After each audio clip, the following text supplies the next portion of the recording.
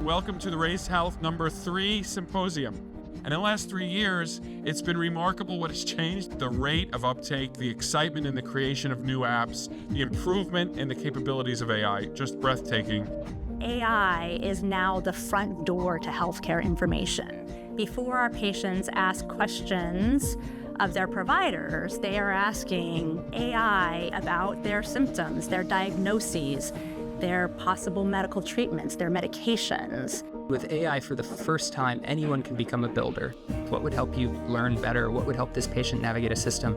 The large language model becomes actually an active health agent on a moment-to-moment basis. The opportunity for improvement is so vast. No one is happy with the current system, and no one should be happy with the current system. Patients will adopt AI at the speed of desperation.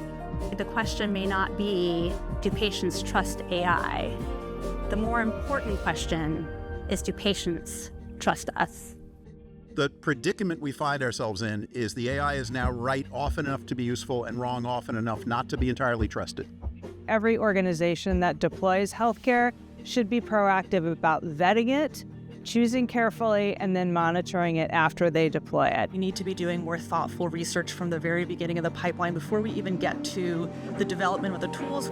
Who's responsible when a deployed model is wrong, but not just wrong, but wrong in a confident way? I think it's important to make sure we find the right progression of use cases to gradually stretch AI capabilities one step at a time. Our students have this opportunity that didn't exist even 5 years ago. AI needs access to expertise and information to have the best performance. People ask me, do you think AI is going to replace doctors? I said, if you really believe that, either you don't know medicine or you don't know AI. Human intelligence and machine intelligence are really different forms of intelligence. Human plus the machine is better than either one alone.